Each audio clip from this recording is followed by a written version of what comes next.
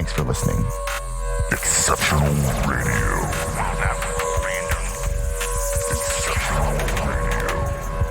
Exceptional Randos Show is produced live in Sunroom Studios' Base Capsule and in partnership with KLST 103.5, RadioCallisti.org. Remember to catch our Exceptional Randos live stream on YouTube every Sunday between 2 and 4 p.m. Eastern Standard Time. And if you have a story, idea, or question that you would like to share, we want to hear from you. Thanks for listening. Well, that was random. Exceptional Radio.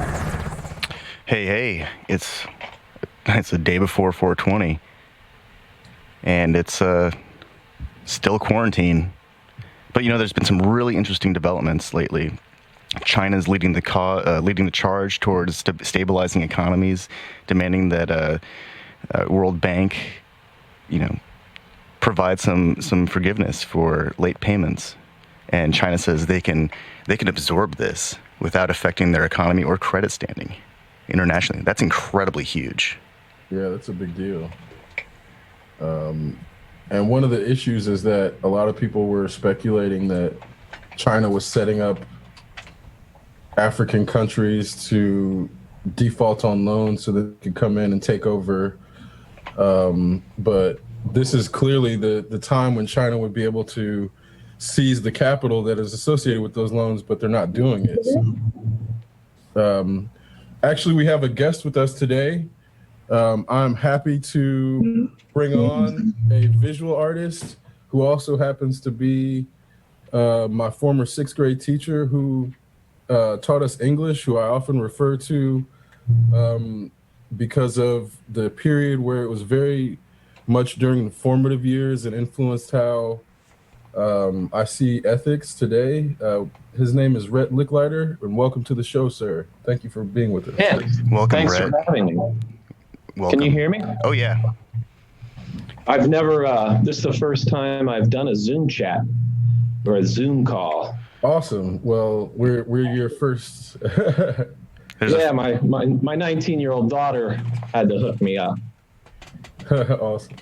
Yeah. Yeah, and now that everybody's quarantined, everybody's relying on technology to sort of come together, and we wanted to have you on before the quarantine. But now I guess it's easier, so you don't have to necessarily come down to Bloomington. But yeah, I think this is a very different time, and one of the reasons I wanted to have you on is because even before things had gone down, when I was your student, it was a very different time period altogether. Was it 95? It was either 95 or 96. So there's a lot of things that are completely different down to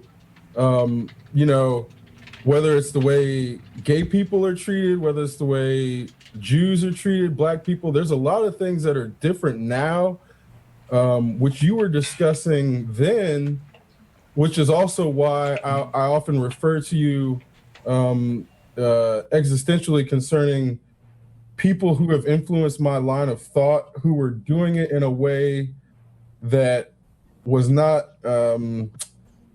it was not meant to manipulate, but it was presenting information that was not being presented in the mainstream. So when you were showing us about unions and why unions needed to exist because child labor laws didn't exist in the early 1900s, late 1800s, and the abuses that were happening with 14-hour workdays and sweatshops, nobody was talking about that at the time. So can you discuss what it was like for you to try to present information like that in a time when nobody wanted to talk about that? Yeah, I can talk about it, but I never really thought about whether or not other people, teachers, parents were discussing these things. And I was never, ever trying to indoctrinate in any way. These were just my passions, and so much of this came to me through literature and the arts and music.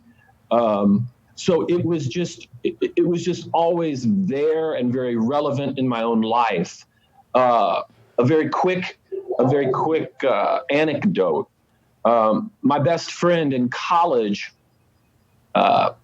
his name was Paul, and he and I became very close through common interests in literature and art and film and things like that. And I knew that he was probably gay by certain things that he had said to me and the places he had gone, but I did never feel like it was anything I needed to ask or inquire about.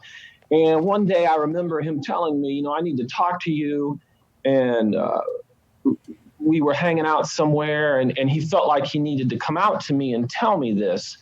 And he told me, and I remember saying, yeah, I thought maybe you were. And the look on his face was like, wow, so how do you feel about that? And I'm like, dude, you're my best friend. You're my best friend. We have so much in common. I enjoy being with you. Our relationship isn't about our sexual orientation. I think that there was a period of time where that was a very uncommon occurrence, but nowadays I think that's part of the list of things that people go through growing up. At some point, they meet somebody who alters their, who changes their perspective in some way, and they know that this person is different. And people aren't stupid. They figure things out pretty quickly, especially if you spend a lot of time around somebody. Yeah, and what was interesting at that time. Now that was all the way back in the 80s. When others around campus kind of found out, and he started doing a lot of cross dressing and so on. People weren't comfortable with that, and he was not, well accepted or well treated. He was harassed quite a bit, and that just really informed me because other people were missing out on so much of what he had to offer. A brilliant person, very funny, terribly compassionate, open-minded person. And instead, the others around him didn't take the time to think about it or feel about it, So that really informed me a lot. Sorry, go ahead. I was just going to say that's kind of the standard, I think.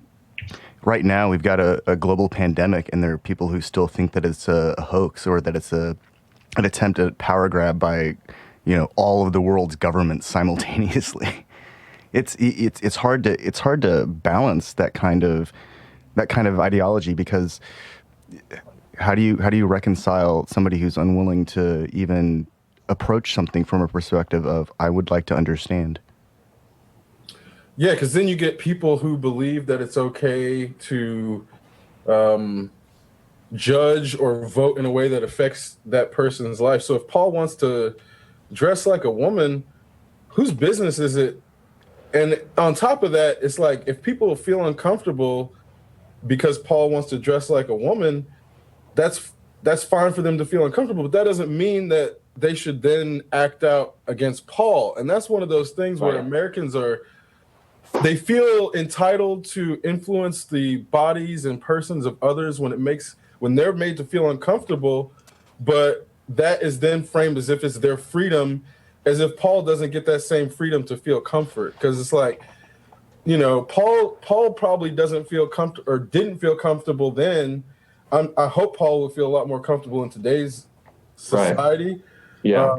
But this is where, again, it's like, if you look at somebody who's cross-dressing and that makes you feel uncomfortable, that says more about your uncomfort than their identity. And this is why, again, it's like those types of things are then made to seem as if it's the cross-dresser's fault. It's the same thing to be like, oh, what was she wearing?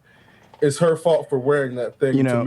I wonder how many of those people would be uncomfortable with Paul, but have no problem with any of the 80s glam bands where the men did their hair in big updos and perms and put on makeup and wore women's spandex. Well, because those dudes were getting chicks. So it's like, it's okay if you're wearing makeup to get chicks. Like fucking Gene Simmons. Oh, it was okay if he painted his face and wore like a leotard and stockings because it was all to get chicks. So there's all these like paradoxes about this culture where, obviously there's a lot of misogyny and anti-LGBTQ sentiment. Or I was just going to say, if your talent and your abilities transcended, for instance, David Bowie, it didn't look, no, was he trying to get chicks or was he just great? He could dress any way he wanted to, and everybody was going to let it go because he was just great, you know? Yeah. I don't think know. he needed to be weird to get chicks. I think David Bowie just exuded a special kind of magnetism. Well, yeah. I mean, but then that's in the context of him. Wasn't he like pansexual? Because this is again like this. There are things that are meant to be framed as the alpha, hyper masculine male, which then you find out, oh, he had sex with guys too, and then they have to backpedal and be like, well, we don't mean David Bowie. We mean more like Prince, because Prince didn't have sex with guys because having sex with guys is a feminine thing. So there's all these things like when you try to create an ideal male that is rooted in misogyny and patriarchy, it's gonna fall apart eventually because everybody's different. And even like Hugh Hefner would have been clearly seen as the ideal male at any period, but then you find out, yeah, he was bisexual too. So there's all these things where you can't be trying to equate, especially in a society that's trying to claim Christian at the same time. So it's like, oh, you have to be married, you have to be heterosexual, you have to be a cis white male or a cishet male that's white. That there's all these things that establish the litmus for success and the quintessential paragon for a male that then go against everybody else in society. And it seems like previously the only way you could be a male, like a real man, is to punch down at other segments of society. I think we've gotten past that in some cases, but those people are still alive. So that's why I wanted to get your perspective, because again, I guess if you're saying you were presenting it regardless of if people thought it was a good idea, then I think this gets back to motivation, and your motivation wasn't about indoctrinating people. It wasn't about getting people to your side. No. Your motivation was getting what you believe to be the truth out there. Right. And this is, I think, one of the elements. And for me, it was a lot about compassion, understanding, and protection. You know, people deserve protection. You mentioned the child labor laws early, you know, as you opened up. That was just about protecting people, you know. And, you know, right now we see so much talk and illustration about the disparity between the rich and poor. You know, so here again, I feel like, where is the protection, you know, in this great country of ours, in quotes? Where's the protection for all these people? Yeah, that's what government's supposed to be. But exactly. Then, you know, when corporations have been classified as people, then now we have a government that claims it's protecting people when it's actually protecting corporations because of some loophole in the law. Right. And this happened. So this gets back to this has happened gradually over decades, and this power grab and shift of the government didn't happen overnight. So when you were a teenager, what did you think of government? Did you have the same concept of government when you were a teenager? I'll be honest with you. When I was young, I probably would have identified more with a conservative kind of approach, you know, where it was just very naive, where my outlook was kind of...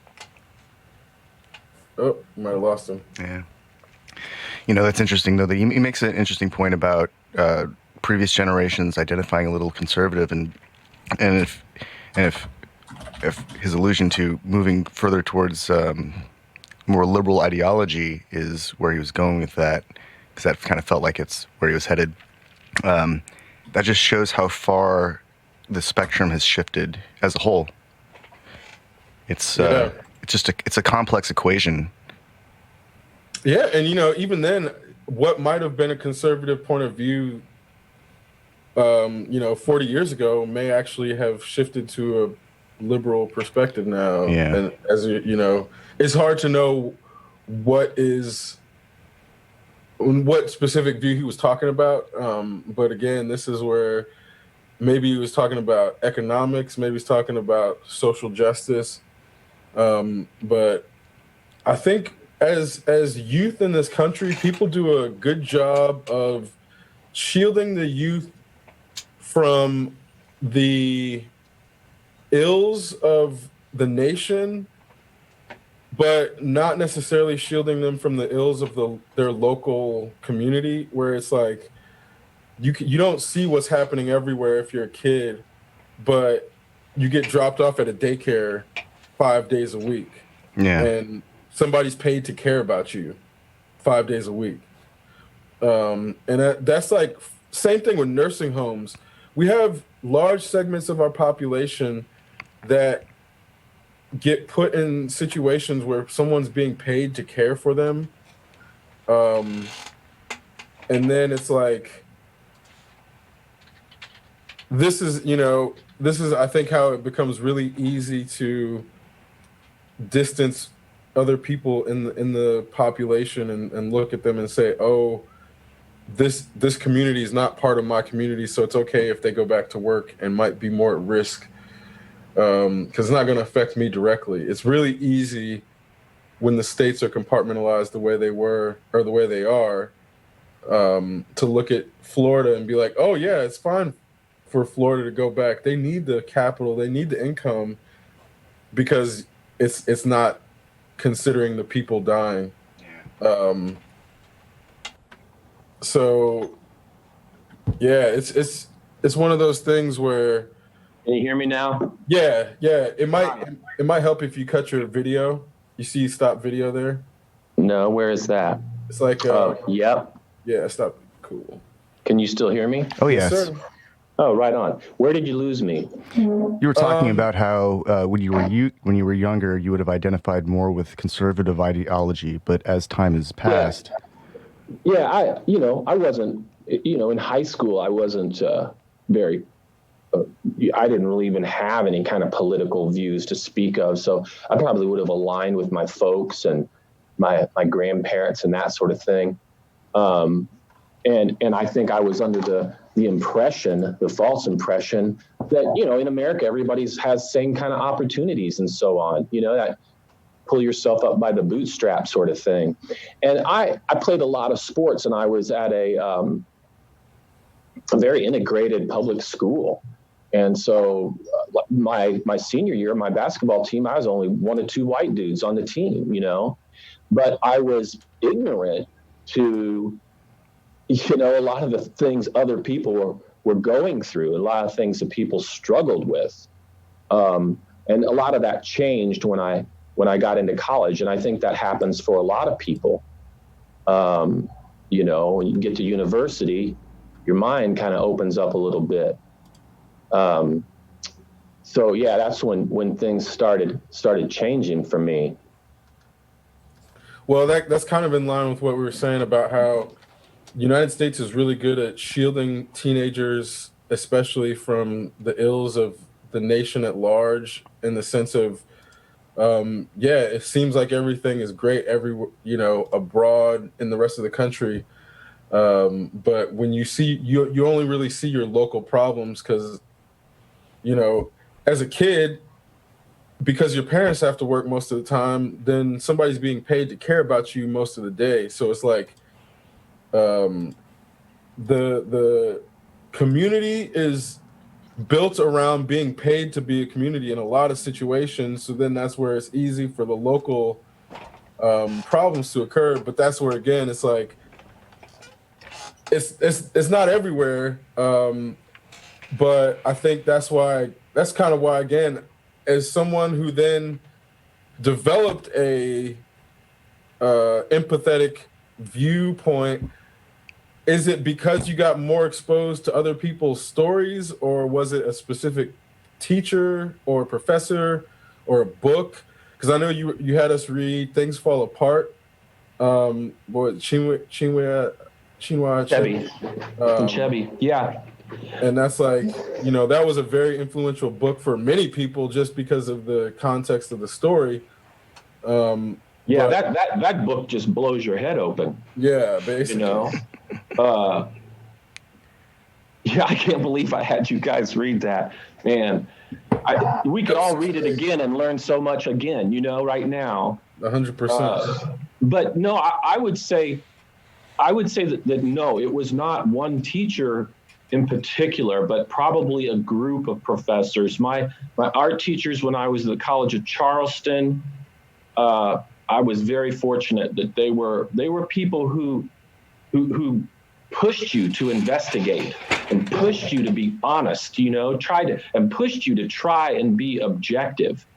And I get into discussions and sometimes arguments with folks today where that notion of attempting objectivity is totally lost. I mean, everything. I mean, you look at I know people refer to, I think it was the 2016 or 2017 Webster's word of the year was post-truth.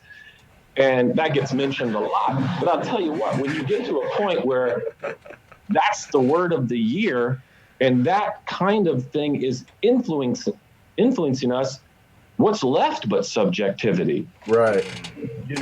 So my art teachers were great in that way. And then when I got to Butler University and became an English major, my English professors just turned me on to so much literature, Mm-hmm. I got really into the post-World War II writers, in America and in Europe primarily. And just so many of those people being, their heads being twisted by World War II, even back to Civil War, post-Civil War era, Jim Crow, all these things, and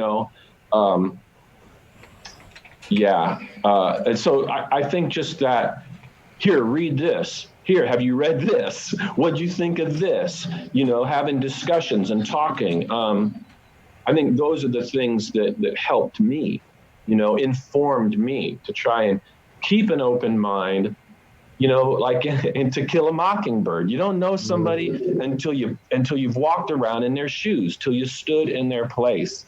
Those aren't just words. That's a book that's still heavily contested on reading lists, in library collections, in schools. I remember reading that in I think it was in the 6th grade. Right. And there was all sorts of clamor about how children shouldn't be reading this book, but at what point are people ready to read literature like that and discuss it? And I think it's kind of scary to me to think that there are people who just don't think kids can handle literature and talk about it in a meaningful way, when we know now that if you want to raise intelligent, open-minded children, you have to expose them to new ideas. You have to talk to them like they're adults. You have to explain things. And it rings this bell with the authoritarian class who wants to, resort to violence when their children act up instead of attempting to communicate.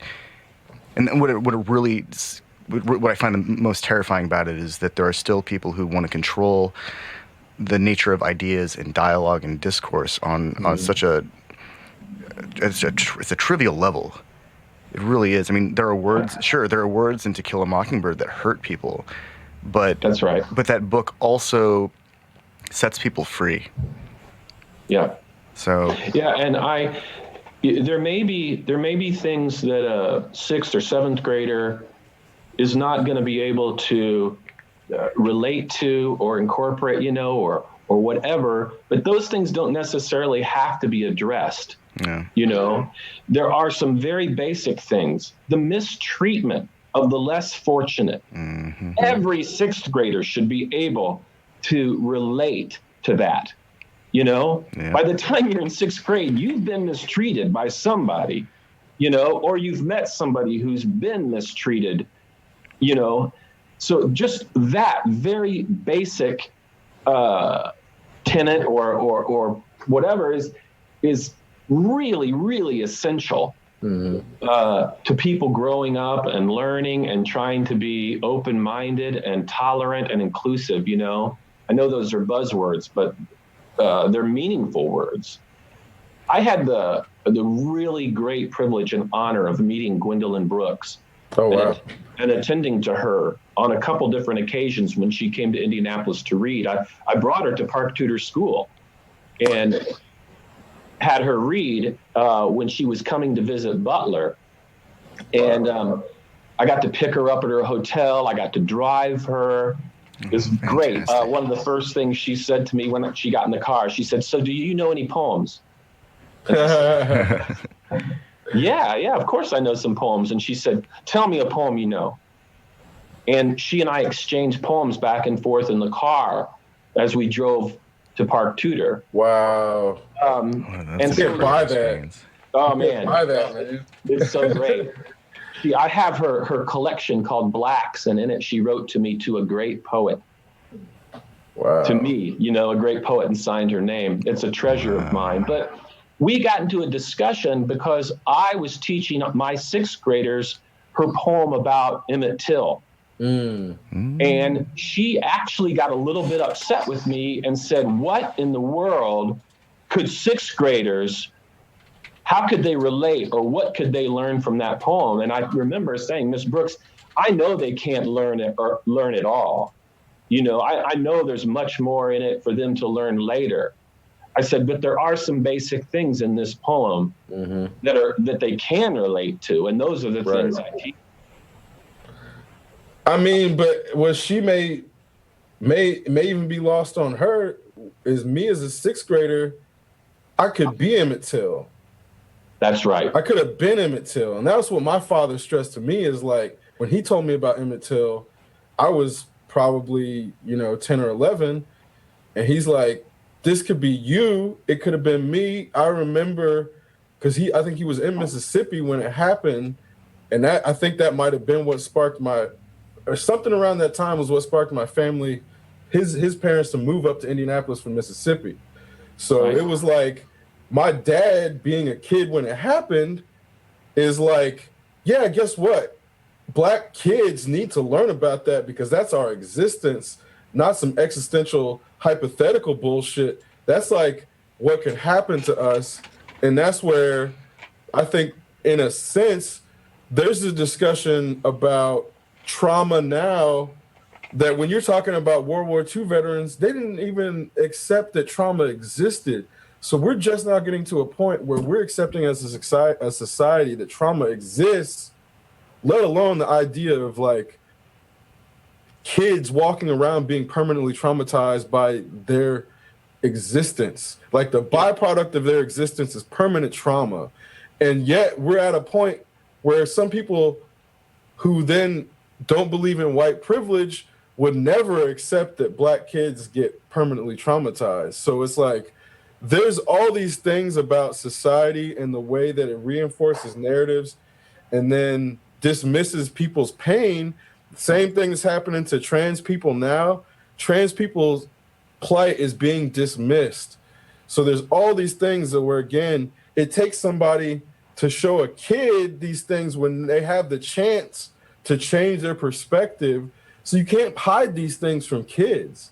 And that's kind of where, again, it's like, I think there's a predisposition to try to protect the innocence of a child's mind when that's the actual real time they need to be learning about these things, not under duress, so they can have time not under duress to process these things, to try to come up with solutions. Because then once they're actually under the stress and the trauma, the duress starts. And now you're constantly like, everybody who lives check to check is in fight or flight mode and they don't even realize it. So every decision that's being made by poor people is fight or flight. They don't have a chance to actually get to these higher level of abstract thought processes because they're constantly in fight or flight mode. But people who don't understand psychology or science, who are still arguing about going back to work, they can't get to that level. If you can't understand how fucking a virus spreads, you're not going to be able to understand how trauma affects the psyche. So that's half the country we have to deal with. So again, this gets back to like, when you're trying not to indoctrinate people, how do you then change the perspectives of adults that never had these lessons? Like, and this is why I think it's important to have these discussions with people who helped change my perspective as a child, because now we're all stuck having to deal with these fucking idiots because they didn't get this lesson when they were in 6th grade. Yeah. So that's where I'm like. Yeah, and you know, I think, you know, your father didn't tell you about Emmett Till when you were 5 or 6, you know, or 4. You know, because there is a point where it's, yeah, I mean, all that would have done was scare the shit out of you, you know, you wouldn't have known. But by the time you're 11, 12, he could not only tell you about it, but he could also explain some things. And then he could also warn you or give you some tools, right? Because by that time, you're not with your mom, you know, every moment of the day. You know, you are out on your own some, you know.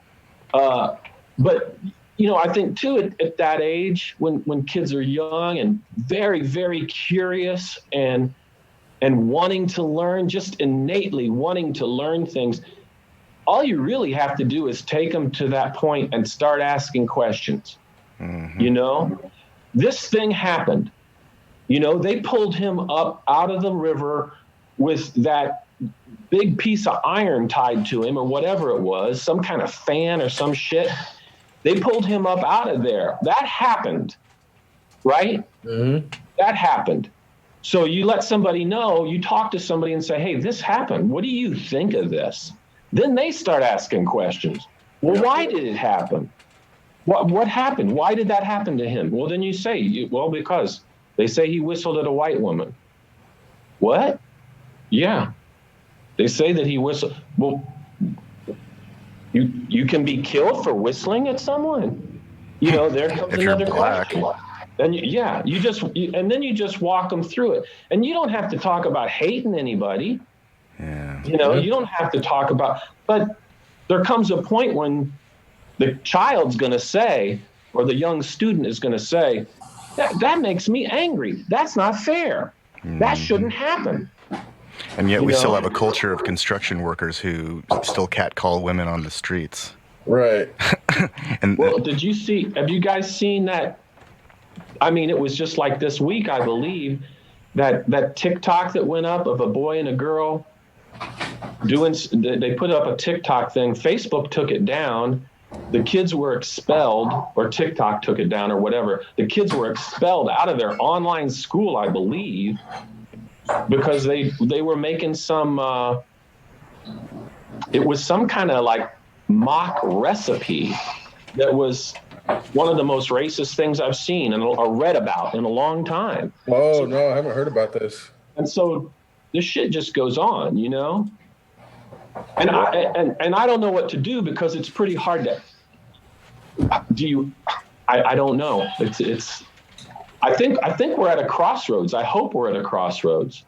That's what it feels like, right? I mean, it totally feels like, well, and even down to, that's kind of, you know, again, this is one of the reasons I wanted to talk to you is because you've had enough turning points in your life that have happened on a scale where we can all look back and be like, nothing was ever the same after 9/11.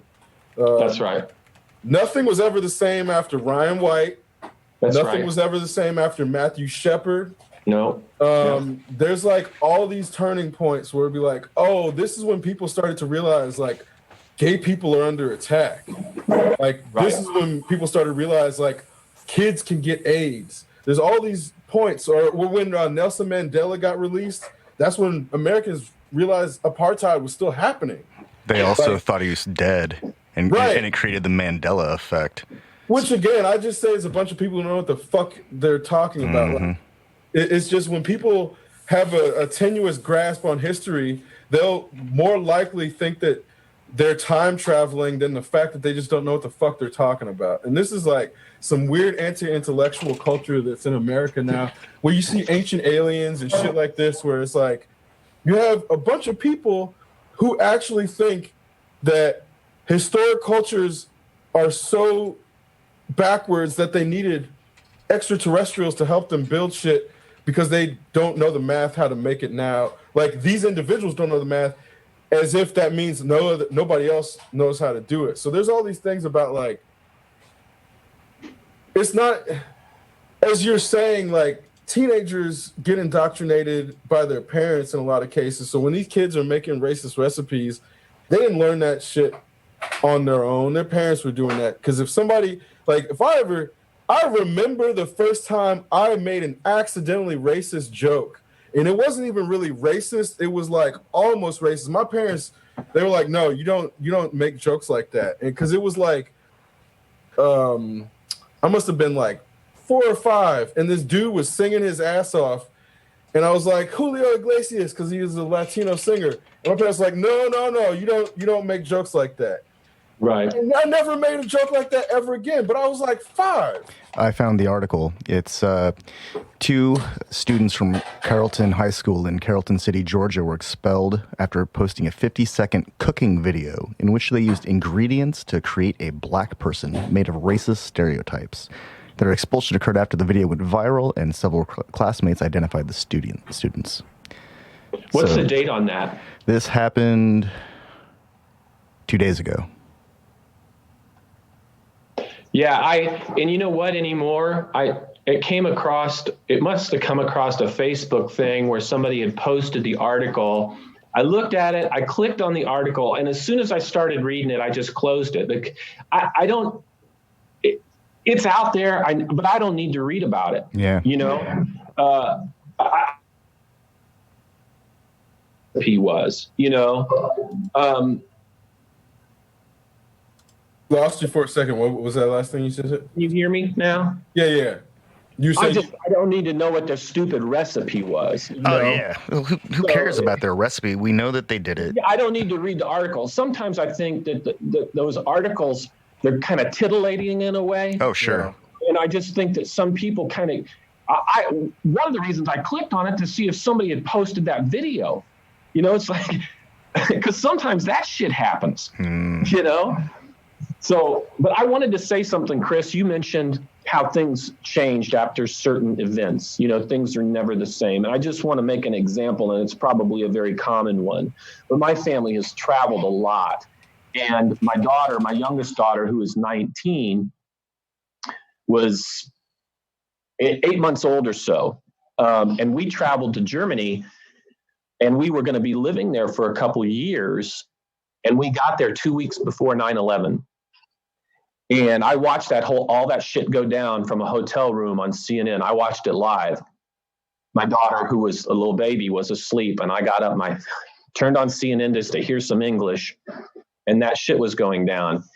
And recently, you know, we've been talking about, I was trying to tell her how things at an airport were not the way they are now before she was born. And that's totally lost on her. And she says, what do you mean? And I said, all the x-ray machines, all the switchbacks, all the patting downs, you know, the restrictions on what you can carry on, you know, them taking off our shoes forever because of that one dude. And I start to get cynical about some of this shit because entire economies were created. People got fucking rich off of x-ray machines that never existed before. You know? Yep, I actually wrote an article about this. It's security theater. Tell me about it. We can go in depth after the break, but Okay. basically the reason it's security theater is because the scanning machines that you see at the airports cost like $1 billion. But Right. they only end up investing like $100 million on the actual locks on the fucking cabins on the plane. So Right. how is it secure if you're putting more money into the x-ray machines than the actual lock on the cabin door? They're putting more Right. money into the x-ray machines than they are into securing personnel at the airports. There are numerous stories of, you know, fraud at JFK or LaGuardia or any major international airport, there's some operation running where some baggage handler is just stealing shit from people, and they get caught periodically, and it makes the news, and people get really antsy about some airline or some airport, and then it goes away because, you know, the collective memory of goldfish, basically. Right. Well, and I don't think a lot of people realize that TSA was just auctioning off the shit that they confiscate. Mm-hmm.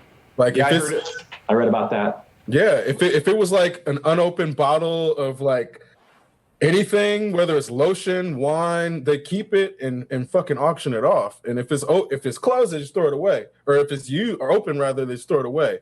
But there's a lot of abuses of authority that then, now that the government needs to act, people are confused. Like, because the government does abuse authority, but that doesn't always mean that they don't need to act. So this gets back That's right. You know, it makes it difficult to know if this is an overstep of authority because they've done it before, or if this is an actual logical recourse to actually protect the people. So critical thought is necessary to know the difference. Hey, we're going to take a short break here. We'll be back with you in a little bit.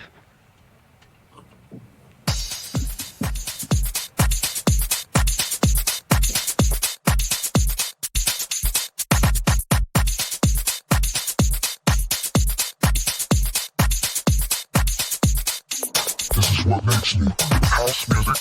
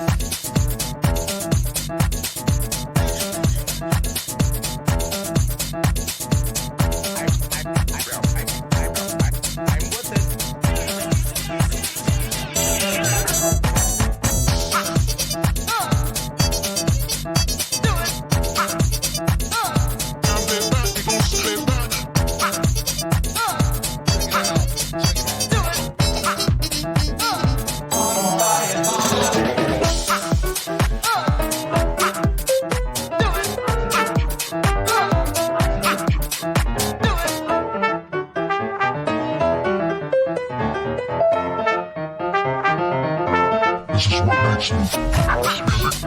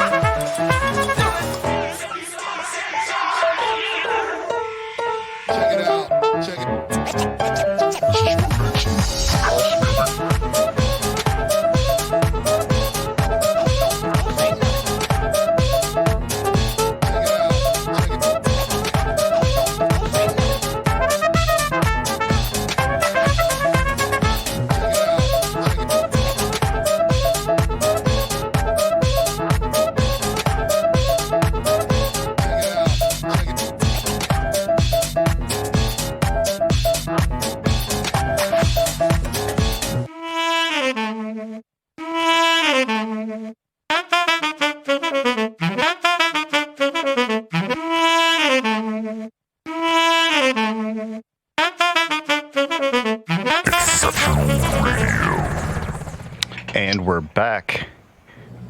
I'd like to talk more about security theater. You know, it's one of those things that we take for granted now. We don't even realize it because we've had it for the last 20 years. But security theater is a big it's a huge component of manufacturing consent, and it goes beyond population control because it's just, it gives the illusion that something exists when it doesn't exist. And I'm not saying that there isn't a terrorist threat. I'm not suggesting that at all. I'm not saying that, these measures haven't improved overall safety during what amounts to, we're under threat of attack from somebody. Well, but this gets back to the notion of like taking off the shoes. So that was it's just absurd. For one dude who had a failed shoe bomb, which then they showed the amount of charge that would be possible. And it only would have blown off his foot. It wouldn't have even ruptured the skin of the airplane or the interior skin. You go to the Middle East and other countries, they don't do that shit because it's such a waste of time, because they actually need to focus on people who are actual threats. Mm-hmm. So don't worry about people taking off their fucking shoes. So it's like this weird, it's like Simon Says to see what Americans are dumb enough to do. And this is when, because they are stupid and then do stuff when it's shown that the government was just trying to see how far Americans would go, then they use that as an excuse to say all government actions are wrong. Because it's like, no, you guys should have just pushed back and said like, hey, this shoe bomber is not an actual threat, so let's not do this shoe thing across the country. But everybody's just taking off their shoes. Like, you gotta take your shoes off for a domestic U.S. flight. A domestic flight. Then my whole thing is, as an American citizen, the way that they treat me in the security line presumes I don't actually want to make it to my destination. Mm-hmm. And it presumes I'm an idiotic, docile bystander, which is effectively who they're blaming for the 9/11 events. Because it's like they blame the people who didn't do anything, because then they try to heroicize the people that did, which is like, no, that's just what people should do. If somebody's trying to hijack your shit, you're not a hero for fucking standing up to him. You just do that. And this is kind of where it's only heroic because most people don't do it, in the sense of like, there's all these things that we're trained to see as it being exceptions when they should just be the norm. It's like, well, when we went to Arizona to pick up that painting, they let me through the whole system. And I was waiting for you to get through because they had to run their hands through your hair and check all of your pockets on your clothes that you didn't take off. And then they wanted to go through your bag, but they didn't open my bag. They just saw that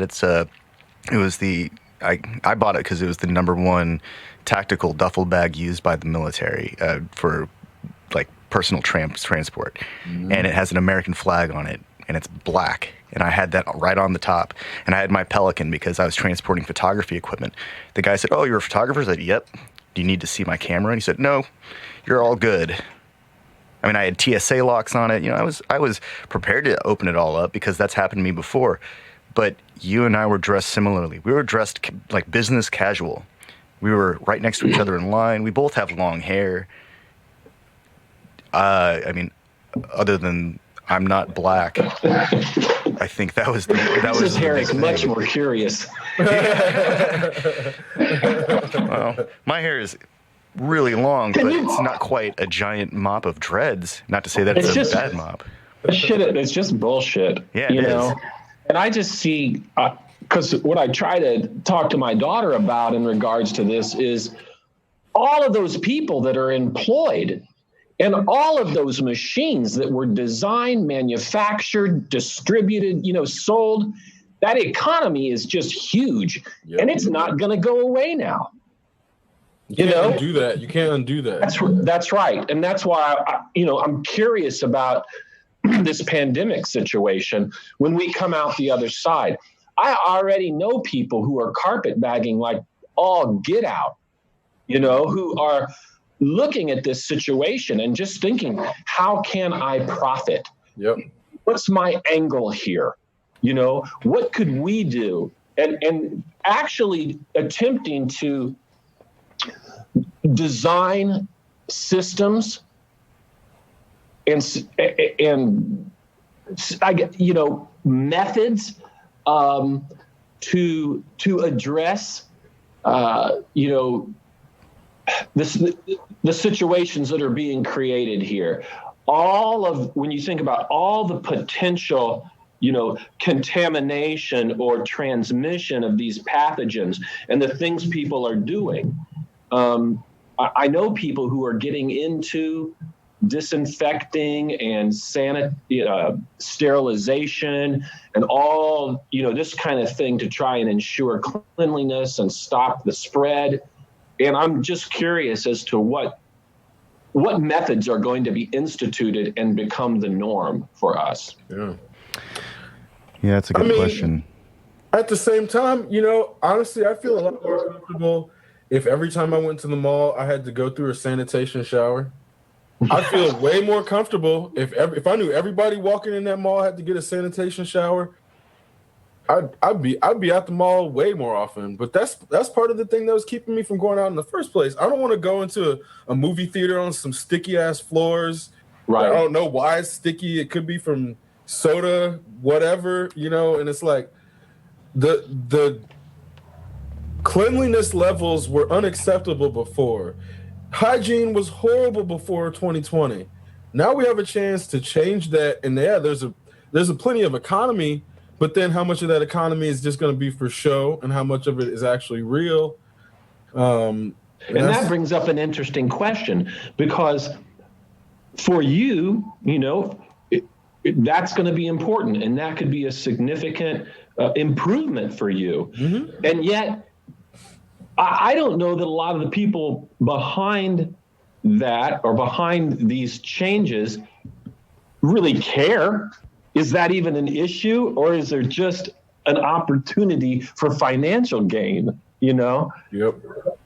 And this gets back to the whole motivation thing. Are they actually trying to solve the problem, or are they trying to profit? Because when we've pointed out many times before, if profit is the paramount motive, then whatever the thing is can't be the paramount motive. So it's like, if profit's the main motive, then they're not going to solve the actual COVID problem. And this is like the conspiracy that's associated with the pharmaceutical industry and medicine, because this is why people, especially Black people, have been saying forever that they're trying to sell us like something to keep us addicted to the medicine and not actual cure.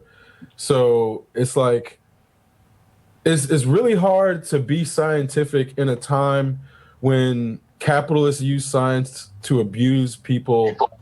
And it's like, those things almost have nothing to do with each other. Like, the fact that science exists has nothing to do with capitalists abusing it and making it, misapplying the principles to it so they can make a profit.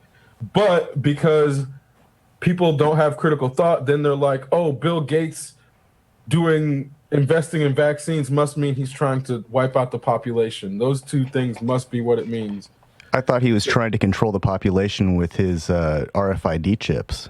Those are activated with 5G to distribute coronavirus now. Exactly. Is that the same people who weren't paying attention? Is that how it works? I think so. There may be some component using a cell phone to activate it, but apparently the 5G uses the RFID chip that's being developed by the WHO in conjunction with Bill Gates and Event 201. I mean, this is a bunch of, the scary thing about all this stuff is Event 201 was a legitimate pandemic simulation conducted by the World Health Organization. Every government participated.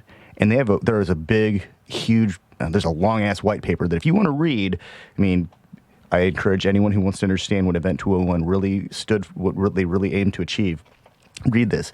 But the shakedown is, they predicted a lot of the requirements to stabilize economies, to stabilize supply chain, to stabilize healthcare. They had a plan for this, and no one really paid attention. A lot of the world's governments, they attended, and they sent their best minds. But then once those specialists and experts came back and gave their report, it's pretty clear that the world's governments were, well, not all of them. I'm pretty sure that like Taiwan and Singapore and Vietnam and South Korea paid attention. Mm-hmm. But a lot of countries with considerable resources didn't pay attention because the money wasn't there. They would have to invest in infrastructure that they didn't see a need or they wouldn't see a personal return on. And so we'll just pass it on to the next generation. And what's really amusing is that we've got there are administration level officials who are saying that we can't compare the current administration's response to this because, well, look at Obama or look at Bush and show us their response to these things. And it turns out that George W. Bush had a more significant response to SARS-1 than people remember. Yeah, he did. That's why it didn't become a thing. Yeah, well, it's also why when MERS happened and Zika and Ebola happened, the Obama administration was completely prepared. Mm-hmm. And there were only two transmissions in the country, and the few people that did come in, they were asymptomatic when they went through airport security checkpoints. And so that's not a failure of the system, that's just the virus being sneaky. So there's a disproportionate reaction to the way our governments handle these things, and it's really seems to be dependent upon the quality of information and the quality of comprehension of that information at a given point in time. And then, of course, people want to compare this. They don't want to compare this to the flu or the 1918 flu or whatever. They want to compare it to just regular cold season or pneumonia. And the reality is the reason it's not as bad as the Black Death is because we have modern medicine and science, and we have rapid communication abilities, and we can transmit plans for viral testing over the internet and get it to a lab, and they can rapid prototype the test, and lo and behold, hey, that this works, we have a chance. They didn't have that chance during the Black Death. They didn't have that chance during the I'm going to call it the Kansas flu because that's where the 1918 flu started. It was at a military base in Kansas. Let's get that out there. It wasn't the Spanish flu? Well, they call it the Spanish flu because during World War I, the Spanish were like not really reporting anything. They weren't holding back. They were just kind of there. And so there's a bit of blame being cast to them for that. But it started at a U.S. military base, and epidemiologists have tracked its spread from that base. It's the Kansas flu. Wow. We can't call it that, though, because this is America. Yeah. And that's unfortunate. We can't own up to the things that, well, we let it spread. But let's blame the Spaniards. That's just some bullshit. Well, and this gets back to when narratives get hijacked. So, Rhett, how do you see the American psyche evolving over your lifetime? Because I feel like people's memory spans have gotten shorter even since I've been a kid or been alive.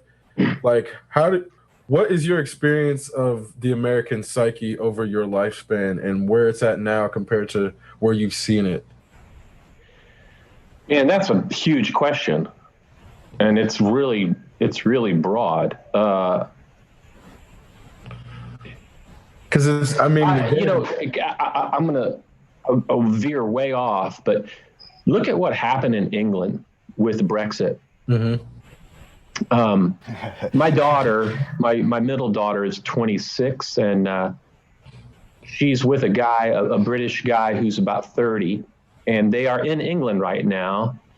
And through the course of this whole thing, he's talking about how it was the older generation that voted England out of the EU. Mm. And the younger people are beside themselves about it because it's not what they want. They want the open borders. They want the open economy.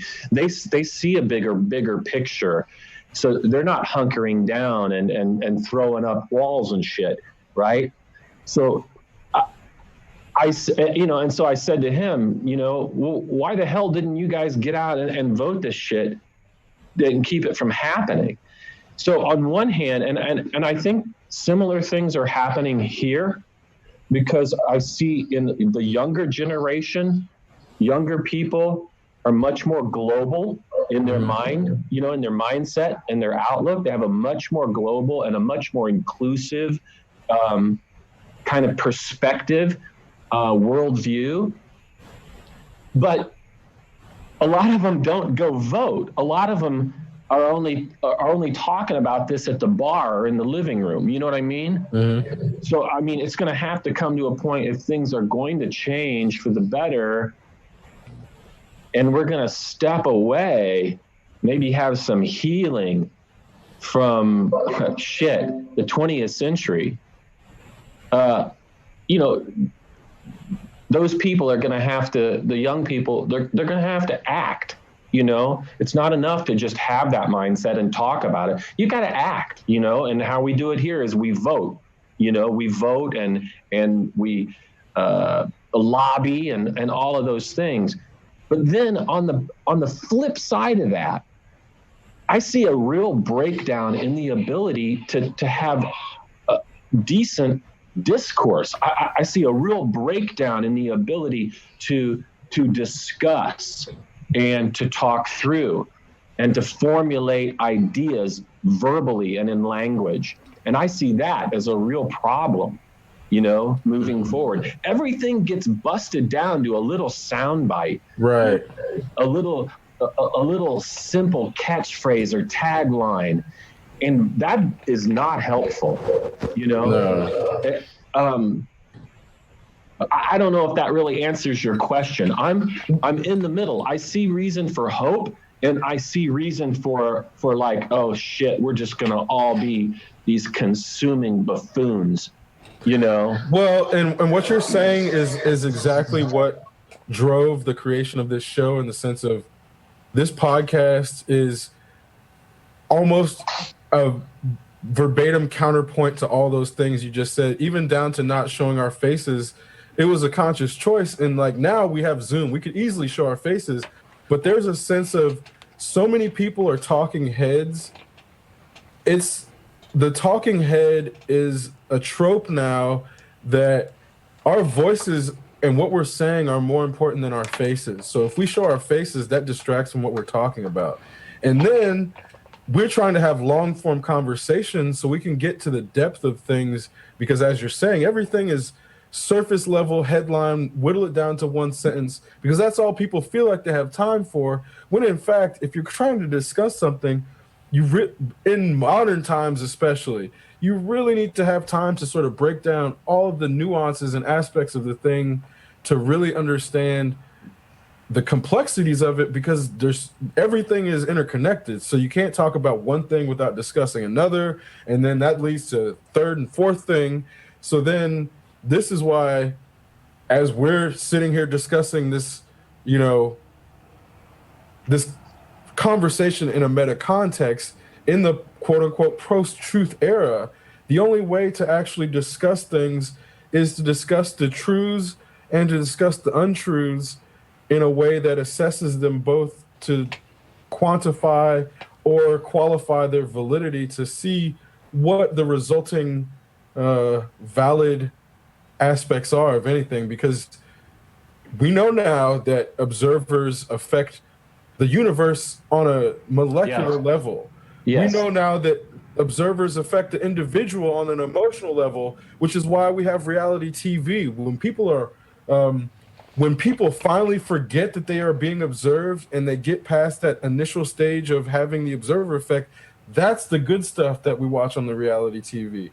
So there's all these things about, now we know that watching things or people influences them, to say that in Schrodinger's universe, there are multiple objective truths, and the only way to actually find one objective truth is to look at it. So in that context, when we're all looking at the same thing, how is our influencing affecting the objective truth, knowing that we're influencing the objective truth? That's a head twister, you know? That's a real head twister. But that's where we're at. That's where we're at in existence. And this is why I think when people talk about the folks out there protesting with guns and no masks, that's also a head twister. That's the biggest head twister. But, you know, yeah, try and talk to them about the observer affecting, you know, come on. Well, it's difficult because our society is built on yes and no, one and zero, on and off, and the reality is Right that and left. yeah, right and left. But the reality is that it's not binary; it's a quantum state. Right and left both exist. On and off both exist simultaneously. Yes and no happen at the same time. It's just we all experience a different version of it, and unfortunately, there are enough people who agree upon one reality that. If you get enough people to agree that this is the way things are, they've all just said it 3 times, and now it's true. Yeah. And that's the kind of the scary part of it all. We have this, the collective brain is losing out, and I think a big component of that is so much social interaction happens online now. In a few sentences here and there spread out over the course of a day. Text messaging is the same thing on a phone. You have a conversation spread out for several hours, and you might end up having to reread significant portions of it so you understand how to respond later, or to tell if somebody's telling a joke or not, or to identify whether or not somebody's serious. And that's the really scary part is we've got this forum culture that thinks that they can just pick up wherever they are and understand the complexity of a dialogue without having been present for the dialogue or even understanding how the dialogue gets there, really, because notes are only so good. They're only so accurate. And they can only convey so much information. Like emotion doesn't really happen in text. Right. We have to use emojis, and that also cheapens the kind of emotional content that we place into statements. What I've noticed is there are a lot of people who are getting really upset about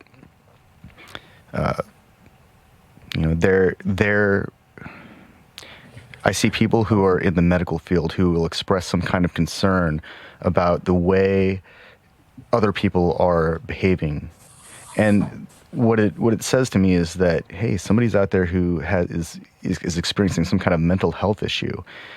And we have our healthcare professionals saying different things. We have people at the highest administrative levels who can see from the top down, and they're saying, be very careful, this is real. But then we've got people on the ground who are working in a very small hospital in a low density area, low population density area. And so they're not experiencing the same version of this plague as other people. And so their opinions are going to be completely different because they're not informed to the level of the person on the ground in New York City or LA or San Francisco or Seattle or Kansas City. They're not going to see the same things. Which is so surprising because we have the internet, we have all this information so readily available to us, but yet we're still such local people. Yeah. So it's just mind blowing. It's mind blowing. Yeah. We have so much information. So much information. And every day I see some video of some doctor or nurse holding up a sign inside of the shielded off area where somebody's about to die. And today I saw one that said, I'm going to hold their hand. I don't think they're going to last very long. I believe that image. I don't think that someone in a room, listen, I've got a production facility at my house. That's how I do this. I can make all sorts of audio. If I was really into video, I'd have a video production facility too. But I don't think that.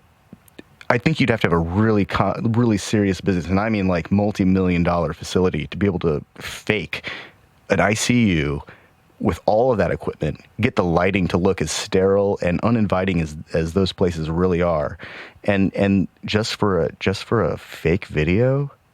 You mean like the same studio where they faked the moon landing? Yeah, that one. Yeah. That one. Oh my God. My thing is there are NASA's people a production facility, of course. Those same people who would believe that we don't have the capacity to go to the moon also believe that we have the capacity to engineer a virus in a lab.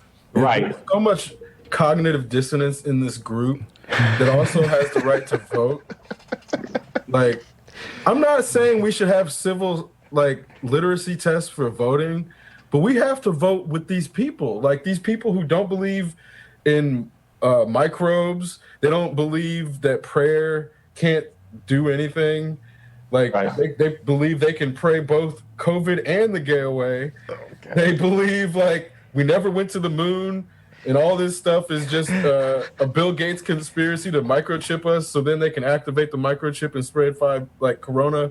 So there's all these people who then can vote as I'm gonna play devil's advocate and say, like, as a kid, if you see these things, and most of these things have not changed through the voting booth, I can see why they don't believe that voting necessarily changes those things. Not to say that they shouldn't vote, but that's where I can see if someone's born into 2020, or not born, if they become aware of the world in 2020 and everybody's like, you need to affect COVID-19 by voting in November. Those things don't really jive. Like, how am I supposed to affect my now 7 months from now?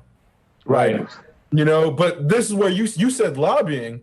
And I think that's another thing that gets lost is individuals have to lobby for themselves and find other people that they have common interests with to lobby the government. Lobbying is the most important part of influencing the government besides voting. And this is like one of the big things that are left to super PACs and political action committees that Americans generally just don't do unless they're in the NRA.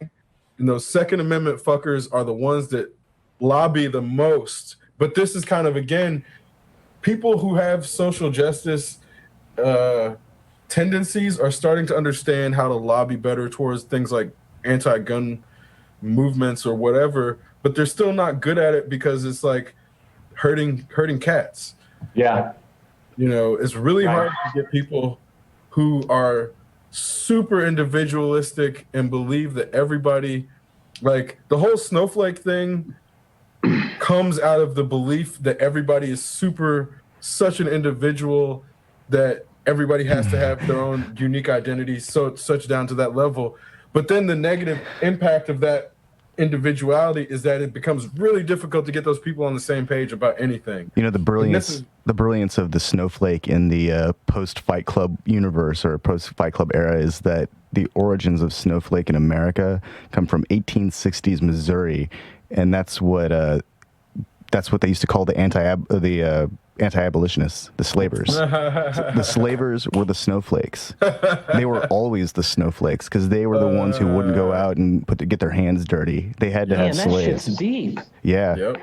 So there's a generation that thinks that somehow calling somebody a snowflake is applicable.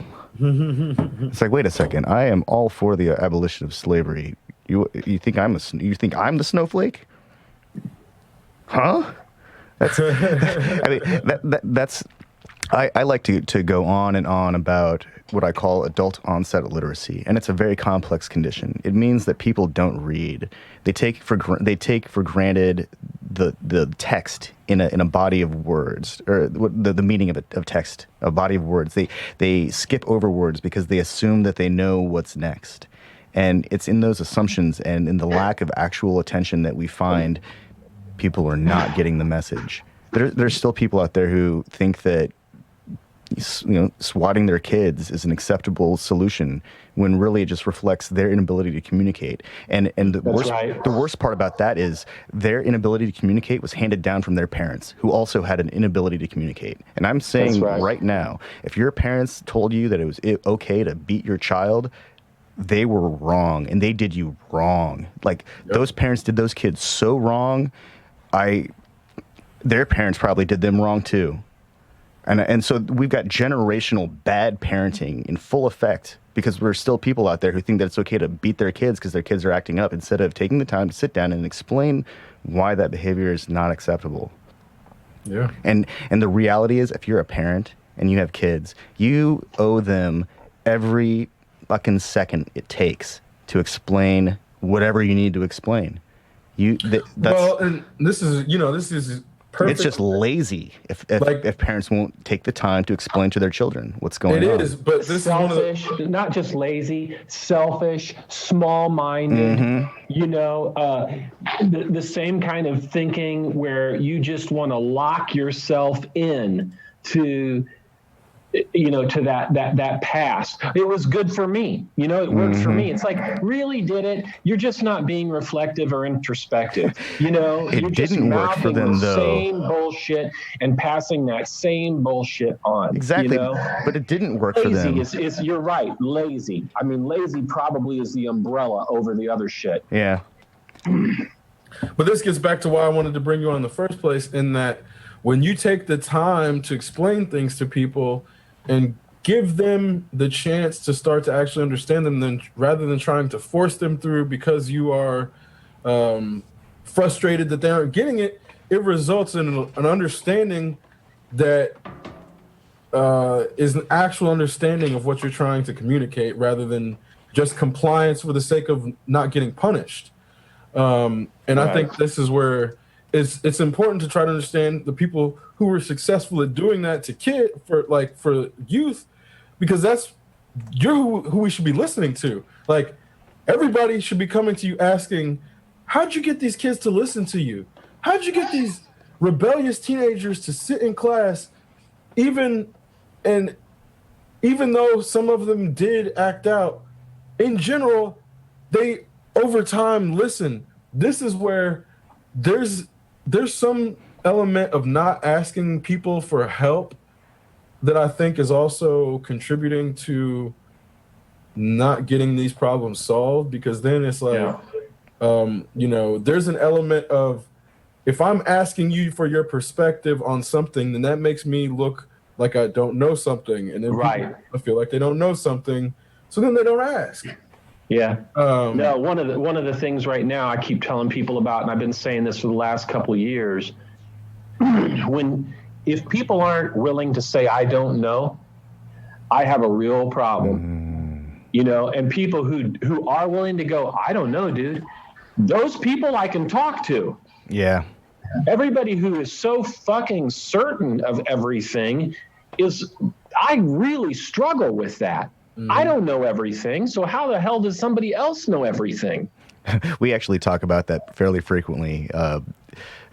I think that I'm of the opinion that the last generation of people that could know everything, that would have been like Teslas and Edisons, or maybe not even them, maybe even people before them. I think before. Because by the time we get to the industrial age, there's so much information. We're like getting to a point at the dawn of the industrial age where physics is starting to take off, like really take off. And so at a point, it's impossible to know everything. And then once we get into, however many 10 generations of brilliant physicists or more, however many there are, there's such a breadth of information to understand before you can even start contributing to it, that you gotta go postdoctoral.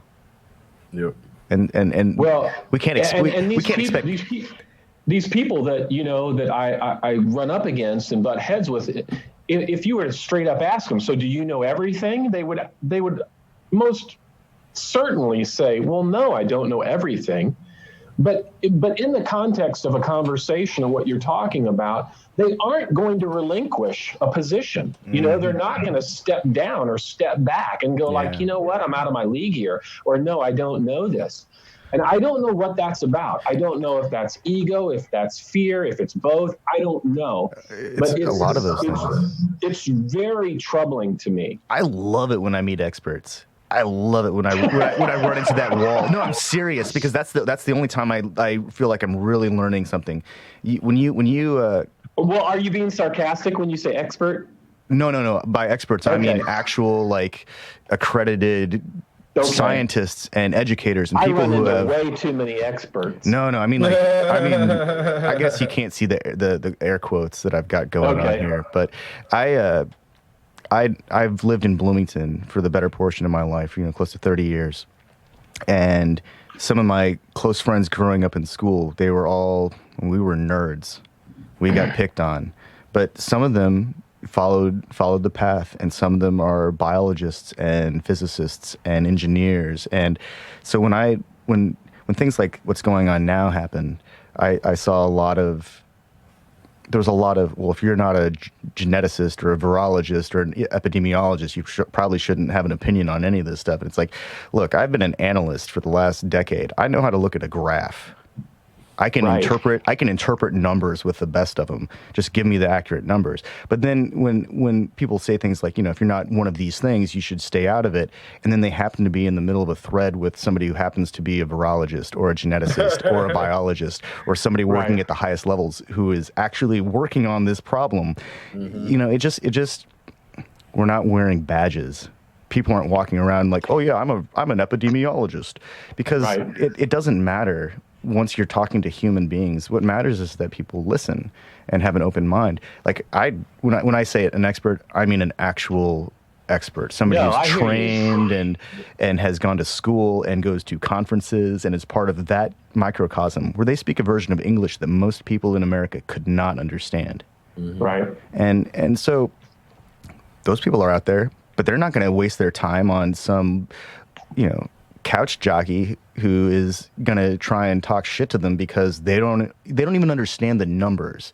Like I've seen people who are saying this isn't real, or it's not that, it doesn't transmit that fast, or they want to believe in herd immunity, which, let's just put it out there, we have no herd immunity. We're not developing herd immunity anytime soon, because that requires, with this virus, it's going to require something like 80% of the population become infected, and that's millions of people that are going to die. And I don't want to choose who dies. And I don't know anybody who actually wants, well, no, there's some congressmen right now who are acting like they get to choose who dies. Right. And fuck those guys. Those people are assholes. Right. But that's the thing, is that there are so many people who are just ready to sacrifice significant portions of the population, and they don't even understand the rate of transmission value.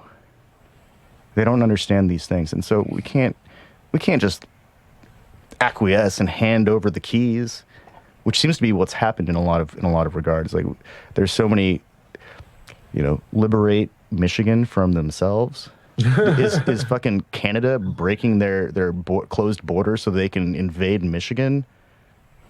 I mean, I don't know about Michigan, but I feel like if Canada is invading us, shit's really bad. I mean, so bad. If Canada is coming to save us, it is horrible. Yeah, and that's not a slight on Canada. I think Canada's a great place. They've got really interesting, social policies. They've got a great system, and it works for them.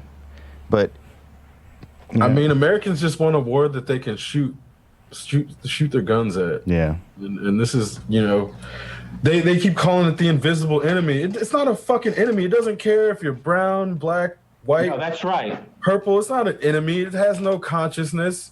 There's no ideology driving coronavirus. And that's right. It affects people on socioeconomic lines, though. So right now in America, there's a disproportionate number of black people being affected by this because of socioeconomics. And but not by the intent of the disease. No, not by the intent of the disease. It's also happening in red states where there are high population densities of poor white people, and Yeah, so maybe it's more of a poverty, Yeah, it's definitely a poverty issue. Hey, we're gonna take another break here. We'll be right back.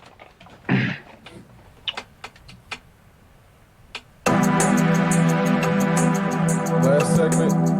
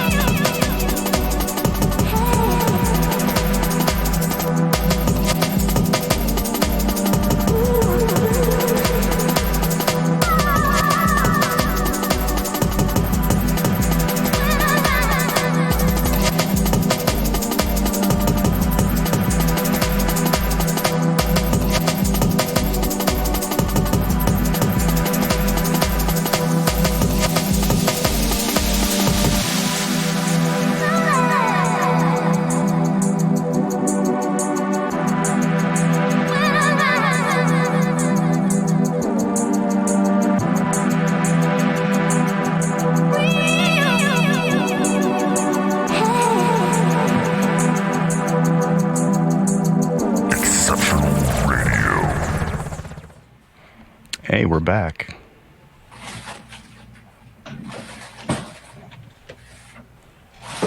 Yeah, so the other day, I was really kind of hurting for something to watch, and I decided to watch Simpsons, which I haven't done in months. And there's this episode, The Miseducation of Lisa Simpson, where they create this new STEM school. I'll just jump to the end. They revealed that it's not science, technology, English and math, or engineering and math, but it's really sponge bathing, toileting, elderly massage. And that the whole point of the episode, and I guess that, the Simpsons writers are being really cynical about it, but what they're saying is that only a few people are going to make it into these advanced jobs, and everyone else is essentially being trained to be replaced by machines, but to care for the elderly. that's pretty accurate. Yeah. That's the trajectory. But the problem is the jobs that are going to be automated are being held onto for the sake of appeasing the working class to make them feel as if they are essential workers right now. It's this weird, it's like a death march, knowing that if the same people who pay them now own the robots, then those people have no prospects. Yeah. And this is kind of why there's this idea of a binary future where it's dystopian, because all the rich people who pay everybody now own the robots, when in reality, the future needs to be shared ownership of the robots for the sake of making sure that the poor people at the bottom benefit from those robots and aren't just replaced by them. And I think that's ultimately... that's the big fear. Well, because we're only presented this through the media as a dystopian binary choice. Yeah. And this is why it's important to have these conversations, say, hey, it's not either or. There's 1,000 different paths that we can take that don't have to result in mass poverty just because we're getting automation. And this is kind of where, the original working class or middle class in America emerged because of more connected automation in the first place, because it was telephones, it was printing presses, railways. There's all these things that enabled the middle class to arise in America in the first place, that came on the back of automation and then got bastardized into appeasing this false identity of the individual that you can buy off the shelf.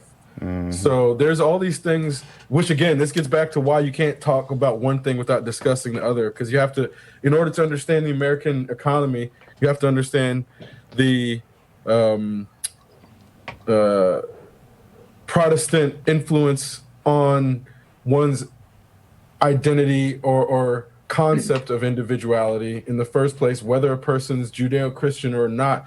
Even the atheists are directly influenced by Judeo-Christian and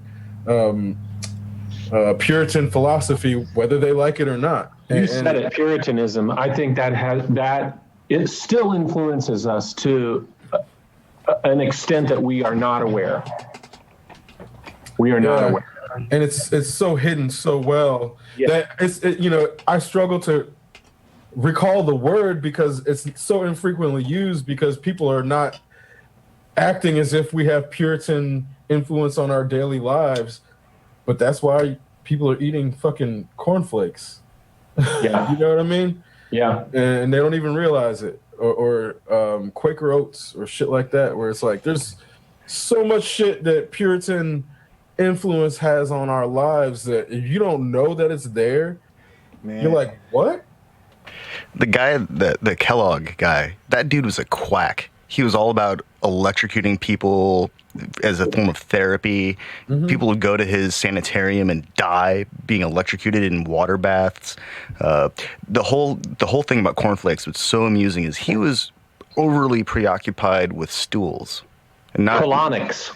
Well, that too, but he was way into that shit. No, but he also apparently had a collection of stool samples that he would use to measure people's stool, and so that's really where cornflakes come from. It was an attempt to homogenize poop. Yeah. He wanted people to poop the same way. He was so, oh man. But there's also that's the kind of stuff that comes out of that that like, kind of ideology. That's one aspect of it, but another aspect was that he was trying to create a non-exotic flavor that would not entice people to engage in carnal pleasures. That's right. He was really there were devices that they would use to that's real. That's discourage erections. Not made up. No, they would strap people into these things, and then they would have women, scantily clad women around, and if they got an erection, it would electrocute their dick. Like, what the fuck? What the hold the electrocute the fucking no. Yeah, no, that's a weird period in American pseudoscience. Yeah, well, let's not call it science. That's definitely pseudoscience. No, let's call it what it is. It's torture. That's what I was gonna say. That's like torture. There's no scientific value out of applying an electrode to a penis. Well, but because then you're bringing in some sort of moralism, right? Mm-hmm. I mean, I'm just thinking in terms of like physiologically, like how can you possibly gain any information by electrocuting someone? Well, but I don't think it was about gaining information, was it? No, it was. They thought that they were doing science, but this is where. Before the Human Subjects Testing Board existed, people could do shit like this scientifically, down to there was a test that they would run where they would place you in front of a buzzer, and if you they would tell you that you had to keep pressing the buzzer when you were instructed, and the person on the other side would receive an electroshock. And then they would increase the intensity to the point where they were trying to see what people would do if they were told to do it. So they were getting people to think that they were electrocuting people to death just to see if they would do it. And this is the type of shit that would be scientific research before somebody came in and said, hey, this is traumatic. You can't do this to a human. And it was before we actually had ethical standards that these types of things were allowed. That was not that long ago. That's less than 150 years ago. I think it was early 1930s that the Human Subjects Board, maybe 40s. Well, I believe that's referred to in the book Banality of Evil, is it not? I think so. I think so. That experiment. Yeah, very... Because it sounds made up. It sounds like it was made up. It's not. It's not. Because then there's the what is it? The not Philadelphia. There's a Milgram prison experiment, Stanley Milgram prison experiment, where yes, they had people pretend to be prisoners and people pretend to be guards, and by the end of every experiment in every situation, except for I think one. There was only one person who, as a guard, did not abuse the prisoners out of all the people that they ran. And it was like, and they had to all. I think it was 21 of the students, when handed absolute power, they exercised absolute power in the most cruel way they could. Yep. And they had to cut the experiments early because the torture got too bad. They always had to cut them too early. So there's all these things. It sounds made up. Yeah. Yeah. When I first learned about that experiment, there are so many things about that where I'm like, okay, first off, the results are fucked, but then that they did the experiment in itself is fucked. There's just so many layers of on Google, it returns 4,430,000 results for Stanford prison experiment. 4,430,000 results, and let's just assume that half of them are bullshit. That's still 2 million, over 2 million search results come back for one experiment that was conducted from August 14 of 1971 to August 20. So they didn't even get along for a week. It was 6 days. And so do we lay that at the feet of human nature or environment? Or indoctrination, all of these things. I mean, All of them. Yeah, I think it has to be a confluence, right? And Yeah. that's what I think. Because I think that if if we had a time machine, it can go back to 1971. We could have probably taken any one of those people, any of the people in that class, who had participated in that experiment, and put them in a situation where they would have demonstrated human decency. We could. I can almost guarantee that, but.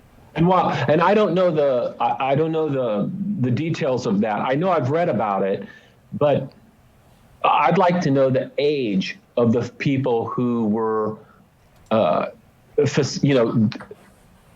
subjects. The age. Yeah. They were all college students. I find it very difficult to believe that younger people would have complied. Yeah. No, I think they must have been 18 to 21. I think they were all undergrads. Let me see. So it must have been 18 to 21. And were they sorority and fraternity members? I'm kidding. 50 people. But you know what I'm saying? I mean, there's all these different, but this gets back to, it was, I think, every demographic involved. That's the word I was thinking. Yeah. Every demographic involved that was given the guard role, except for one person, abused their authority. So it was like, that's why the experiment was so profound, was that it showed, but again, they obviously had to keep cutting it short because it's too risky and too much trauma and duress for the individuals like for the guards and the prisoners. It was traumatic. But that's, what's interesting though is that we have decades now of training protocols and pedagogy that define how prison guards get to the point where they can be prison guards. And I'm guessing here, but I'm assuming that there is some kind of process to weed people out who shouldn't be in that position. That's not the career for them. And I'm sure that in some cases, I'm sure that there are still guards or people who make it through that system and end up becoming complete assholes. But let's just assume that as industries generally go, there are a portion of them that aren't, and there are people that are just there because that's their job, and they ended up in criminal justice in a weird section of criminal justice. And I'm sure that there are people who really enjoy giving prisoners a hard time, but if there are people that want to give them a hard time, there have to be people that don't. They can't all be horrible, can they? Right. Maybe not necessarily at first, but just the potential that there might be some who aren't horrible exists. That's all that I'm really getting at. Oh, for sure. But I'm saying maybe that position ruins them. Horrible. Yeah. And that's like part of it is they went in not being horrible people, but because they were given this position where they're told this person is less than a human being, this person is a number, treat them accordingly. Over time, that wears down their humanity. Yeah. Well, that's it. And if you have a desire, propensity to advance, to move up, then I think you're given more to compromising. Those innate feelings, because it's like, well, I need to make more hourly, or I want this position. There's an Indian teacher by the name of Krishnamurti, and I don't know if you guys have heard of him, but he wrote a great book called Think on These Things. It's a collection of essays. And in that essay, he basically says you can enter into a system like a political system or any kind of hierarchy with perfect moral, intentions and so on. But if your desire is to rise to the top, if that's your first desire or that's your main desire, you'll compromise. Mm-hmm. And by the time you get there, you won't be the same person. Yeah. You'll have changed, and you'll have compromised, and you'll have forfeited something of that moral baseline, intent, whatever that you had. And in the end, you're not the same. And he then uses certainly political structures and institutions to make his point. Yeah. And I think it's true. No, I remember when I was going to IU when I'm in my 20s, and I remember reading all of these, things. These are the things that the most successful people do to make it. And I remember reading this one. It said that get rid of your friends; they're just going to hold you back. And I kept thinking, it's like, wait a second, what kind of person do you have to be to become successful? Like, alone? Right. Do you have to be like surrounded by sycophants and people that are only there because because they want you to pay them? How is that success? So Right. I had this extreme conflict of what I was told was a version of success because it had money and cars and fancy whatever, but these people had no friends. They had no one in their lives their only friend was their therapist, who they had to pay to listen to them. Right. I mean, yeah, I'm wondering in that context, like, Of course, is these it guys are going to turn possible- into sociopaths. They don't have anyone to talk to. Is it possible to be Bill Gates' friend without being his friend because he's a billionaire? Is that even possible? Like, once you know who Bill Gates is, can you be his friend just to be his friend unless you're another billionaire? I mean, Warren Buffett, but they're But he's better. another billionaire. That's what I'm saying. Yeah. It's a really good question. No, Like- that is. Because then it's like, how are you going to be somebody's friend if you're not a billionaire and they're a billionaire, and not be like, oh, you should pay for lunch every time we go. Oh, you Right. should buy me this. Oh, you should buy me that. Because then it's not a friendship.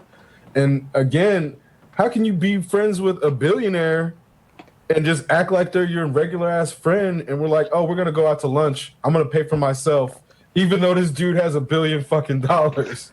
Right. Like, I think that it's everyone's fantasy that if they don't get to be the billionaire, that one of their friends gets to be the billionaire, and somehow they get to tag along the whole time. but that's taking advantage of it. Like And I said, it's a then weird. You're not, That's a fantasy, though. That's a strange fantasy. Everyone wants to know somebody who has money, so that they can be, so it can get the bill, whatever it is they're doing, can be covered by somebody else, and and that's not feel bad for it. exactly. That's a really strange thing that I've just projected on to the faceless people of whereverville.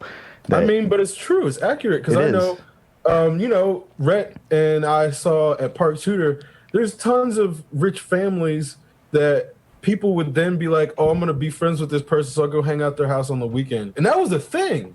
Yes. Yeah. It's like they just pretend to be friends so they can go hang out at their house, go steal their shit. And like, this is like why it's hard to then trust people if you have money, because those people do exist. And that's why, I saw it with my own eyes. And that's why when I'm like trying to be friends with somebody who's more wealthy than me, then I'm like, well, I can't take their shit and be a drag on their pocket, because then I look like I'm just there for the money. And then it's this thing where you have to overcompensate so you don't look like that person. And there's this whole aspect of social appearances for the sake of, if you want to be a friend, then you have to almost go out of your way to make sure that you're not sapping that friendship more than the other person. Like, everybody has to contribute equally to that friendship, which And involves...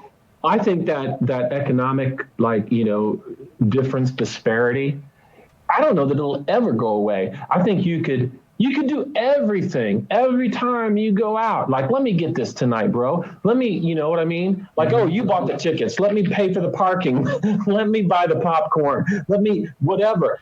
But I don't think it would ever change, because the guy or the person or the people with the money are, especially if they came up the hard way, right? If it wasn't just given to them, they're going to be thinking about, why does this guy want to hang around with me? What's he want? What's he want? What's he want? And that's just going to be an ongoing. I've experienced it. And I know folks who have come up from pretty much nothing, right? And have really done well. And all their friends from their childhood and so on, they all fall away. And they end up with friends who are also in the same sort of economic strata, right? Same sort of economic place as them. And that's a really hard road, to navigate. Yeah. And it's a hard thing to be honest in, to be honest and to trust in that? Yeah, I mean, it is. I think people don't like to be embarrassed about their situation. So again, it's like, you know, you Yeah, and go. where does that come from? You Yeah, know, I don't that's know. an American thing, isn't That's it? super American. Yeah, that's Yeah, really to be like embarrassed, right, about that. Come on. I think that I think it exists in Asian culture. I think that there are people Oh, in yeah, Asian yeah. culture Well, who are trying to, who are able to gain access to that whole like upward mobility sector of an economy, and they may have humble origins, but because of the qualification exams, basically because of their attention to their own education when they were younger, gave them access to more. Like they will be conscious of they'll still be conscious of their origins, no matter what. I mean, but how much of that came from post-Westernization too? Because, like, I mean, I don't know Oh, in the sense of like, so my in the early mother, 1900s, it's like that's when there's a huge, massive shift, yeah, and obviously in the 70s and shit, it goes back. There's like all yeah. these things about the like specifically Chinese culture. Or I guess even Japan was like, what was it, 1853 when they opened up yeah. to the West. So there's like all these marked points where, Western culture was not directly influencing them. And then I don't know if it's necessarily direct influencing from the top down, but they definitely started looking at Western Well, influence more. the system that China's had in place to educate people and through qualifications determine who's going to be like the local official or the minor official or the regional official or whatever. That's been around for thousands of years. Right. So there's always been a system for a long time, for thousands of years in China, there's been a system to provide people access to better their situation, provided they can demonstrate they have the aptitude.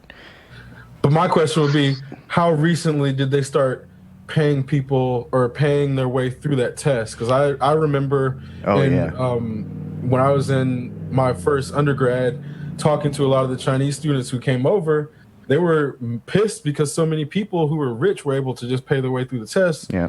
And that's like fucking up the Well, distribution curves. I think that's a reflection of when the real emergence of a middle class happens in China. That's a post-industrial effect in a sense. Yeah, and that's kind of where again. And that's a Western influence. Yeah, and that's what I'm getting. It's like there seems to have been meritocracies that existed in places before. Well, China didn't really start industrializing until like, the 1900s. Right. They weren't. Yep. They were. They didn't need to. They didn't need to. They had all the food production they needed. They had all the materials production supply chains they needed. And arguably, they might not have needed to if it just wasn't for the sake of a cultural shift. And that's what I'm getting back to is like when you have a country / a bunch of states that coexist for thousands of years, subsistence strategy, and then they shift to industrialization All the time while developing martial arts and spirituality and medicines and sciences and the first real camera is a Chinese thing. It was basically gunpowder. Yeah, they invented gunpowder. I mean, all kinds of shit. There's only a few things that the East didn't develop concurrently with the West, and I think it's like the helix and the fork. That's it. I'm serious. No, that's pretty much it, man. Like a screw or a propeller and a fucking fork. I mean, and we're talking about societies that have built, massive wooden structures using pegs and steam and fire to make the wood swell and stay put. And a lot of those buildings are still standing there. Mm-hmm. And that's kind of mind blowing when you think about it. It's like, holy shit, these guys built this thing how long ago? 500 years ago, and it's still there. Yeah, a lot of their woodworking where they're not using nails or screws or anything is it's amazing. Oh yeah, conceptually that they're able to build structures that use their own force and gravity to lock themselves into place, and also are working with the forces of the earth. Like that shit is just mind blowing. That's that whole spiritual harmony, balancing of the forces. That's a really big thing in Eastern culture is balancing of forces. But then the West will come and say extraterrestrials are who taught them that. And that's where this whole element of like rewriting narratives. I'm not going to say that the Jade Emperor isn't an extraterrestrial, but you know, Where is he? I know that's the thing. Like, I don't think humans are allowed to interact with the Jade Emperor, even if Conveniently. yeah. Well, I think you have to ascend one of the 5 pillars and hope you find your way into the garden of the Jade Emperor, where he either lets you into heaven or good luck having fun in any of the thousands of 10,000 Chinese hells. I mean, it might just be the hell of slipping all the time where you are trying to get somewhere and you can't because you keep slipping and falling.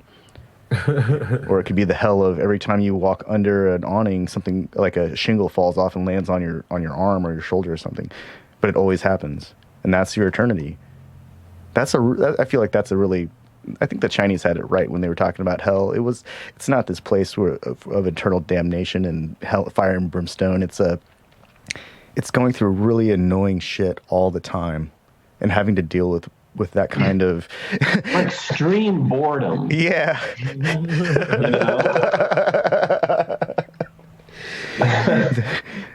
The hell of extreme boredom would be terrible. Yeah, just relentless boredom. Oh, like, man. Oh, fuck. You know, that's it right there. Like, we think that being punished with being prodded and poked and tortured, I mean, I think after a while, like the consciousness, that's stimulating, you know, that's in a way that's stimulating. yeah, I mean, the consciousness would eventually shift, and it would be able to deal with whatever it's being given. I mean, it's eternity, right? Yeah, you're gonna get numb at some point, but how do you get numb from numbness? That's right. No, that's I'm like number. it's like that Twilight Zone episode, Time Enough to Last, where the guy, he just wants time to read. Oh, right. And when everybody gets wiped off the face of the planet, he crushes his reading glasses. Yeah, he trips, falls, and breaks his glasses. Supreme irony, you know? Yeah, and that's, you know, that's a hell that clearly that guy was, you know. I think we have Black Mirror today, but Twilight Zone was really, really good about presenting scenarios that were ironic hells that people could relate to, that were just amusing enough that you didn't feel like you hated the world at the end of it. It was like, oh, you can get a little laugh out of it, but you don't want to go jump off a building or some, you know, it's like, right. That's where I think Black Mirror drifts into this realm of like, when you watch it, you don't feel like the world could be a better place afterwards. And I think that's what's kind of missing in our media is like, we need things that are aware of the now, but also give us a path out of it instead of just telling us, oh, things are going to get worse. Because otherwise, the media, like dystopian media was popular when our economy was doing better. But now dystopian media seems to be reinforcing stress and trauma, and it's not going away, but I don't know if people are distancing themselves from it. Like, even down to when you're talking about like people getting wrapped up in like something like Tiger King, the subject matter is not actually good. Like, the idea of this dude who was like, you know, keeping tigers, we've all agreed that that's not acceptable as society. So now that society goes back and revisits that thing in a time of boredom and is like, oh, let's all talk about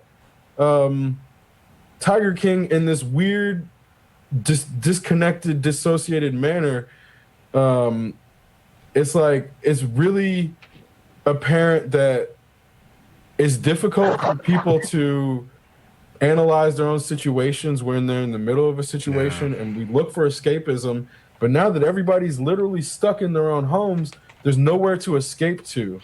So And I that's finally, I finally finished watching Altered Carbon, and the first season was all right, but the second season was vastly superior. I stopped watching it because it's too dystopian. I started watching. I'm like, I don't need this in my psyche. No, I just stopped. I'm not suggesting that people actually go and start watching this. It looked cool. It looks amazing, but it's not actually that. It's a samurai story, and it's set in a world that doesn't really make sense. But what I'm getting at, though, and this is kind of roundabout, and you kind of reminded me of it when you started talking about Joe Exotic. I haven't seen Tiger King yet, and I don't think I'm going to watch it. I'm really disappointed with Netflix in general. I feel like a lot of the content that they've been releasing is... I don't understand why... Like, who thought this was a good idea? Why is this story important? Why are we being told stories about drug dealers in the Ozarks killing people? Yep. What's the deal here? Why are all of these stories like drifting further into dystopia or into some unregulated, hyper-violent, hyper-vigilant fear factory? Because that's all they do is they are the forge of societal fear. Like, who the fuck cares about zombies? You want to know about zombies? Fucking physics. If you shoot a zombie and it starts bleeding and it doesn't have any blood to run the hydraulic fucking system, it's not going to work. And I don't care what kind of supernatural bullshit people want to say. Oh, zombies don't blah, blah, blah, blah, blah. They have muscles that are powered by vascular tissue and blood. Yep. Even if they don't have a brain, you take away the hydraulic fluid, the hydraulic machine stops working. And so, right there, I lose interest. I lose interest in that right away because, like, okay, well, the reality is these fuckers would dry up in a matter of days because they're running around trying to find something to eat, and they're zombies, so they're obviously not drinking water. One day in the sun. Yeah, one day in the sun, and they're cooked. You know, I think the reason that we don't see zombie stories out in the desert is because fucking zombies would turn into zombie jerky. Yep. And that's not a good story either. But this is in the context of Americans who didn't understand George Romero's zombie commentary being about the idiocracy of America via capitalism. Yeah. And then they adopted zombies as... They took the worst parts of the story and they ran with it. It's the same thing happened with Starship Troopers. Starship Troopers was a cautionary tale about fascism and militarism and nationalism and Star xenophobia. Wars. Yeah, same thing. But with Starship Troopers, it hyper-militarized a group of people who clearly suffered from reading comprehension issues. Mm-hmm. Like, no, I'm serious. Starship Troopers is not a glorification of citizenship. You shouldn't. That was never the intent. I bet I have every expectation that Heinlein would be like putting his hand on his face and just being like, "Oh, you missed the whole point." People are using imagery of Starship Troopers to lift up military behavior. Space Force. That's the other thing. It's like, I have friends in the military. I think that they're making a considerable sacrifice, but it's not. It's so clouded in this illusion of like, this is what's good for the state is good for us. I think that's what the Russians also said. And everyone hates the Russians, but when the Americans do it, it's okay. It's a strange dichotomy because we can't even admit that what we're doing is fucked up because it's veiled in patriotism. Yeah. And Starship Troopers wasn't about patriotism. It was, you're not a citizen unless you join the military. That's fucked up. There's no citizenship test other than you're born here. That's it. And if you want to immigrate here, then there's a citizenship test. But any comments to the citizens of the globe, Rhett? Yeah. Before we sign off. No, I was just going to say, that go back to what I was saying about Brexit, young people here in the States as well. That's the game changer.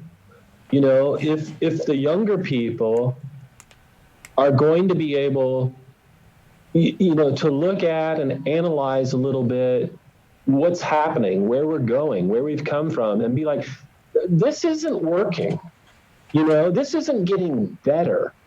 Building walls, right? And more fucking X-ray machines at airports, This isn't making things better. How do we make things better? How are we more inclusive? The world is fucking shrinking. It's been shrinking. The thing about there's no reason why. And I'm not calling for a new world order or a fucking global government, but what I am calling for or thinking we should be stepping towards is something that is a little more inclusive, right? And helpful and arm opening, right?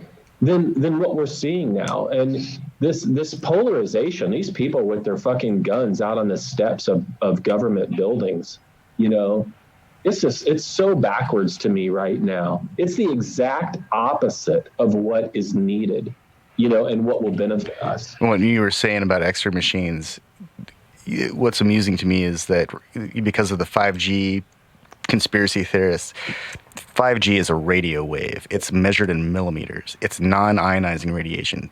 But an X-ray is absolutely ionizing radiation. Yeah. Like it is, the only people who will say that X-rays are safe either have a complete and utter lack of understanding of physics and the electromagnetic spectrum, or they're a shill and they're being paid to be contrarian. Right. Or both. They might be an idiot who's being paid, but I feel like if someone's going to get paid for that kind of thing, you kind of want somebody who's smart enough to respond to keep you on their toes. But even then, people think that it's radio waves, and they're not afraid of the X-ray machines. The X-ray machines that can see through your skin if they turn it up just a little bit more. Right. I mean, that right and there. Roast your testicles. Oh, Jesus. And it's cumulative, too. Like, every time you go through that thing, it's like you're adding it up and you're getting one step closer to cancer somewhere. So, destroying your telomeres. Oh. On that note, thanks for listening. Rhett, it was great. It was a pleasure having you. Thanks for having me, guys. I had a great time. Appreciate it. Rock Rhett. Exceptional radio.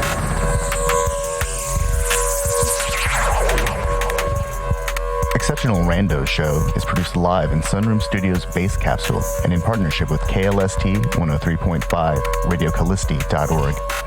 Remember to catch our Exceptional Randos live stream on YouTube every Sunday between 2 and 4 p.m. Eastern Standard Time.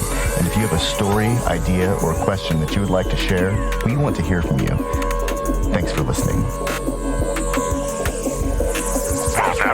Random.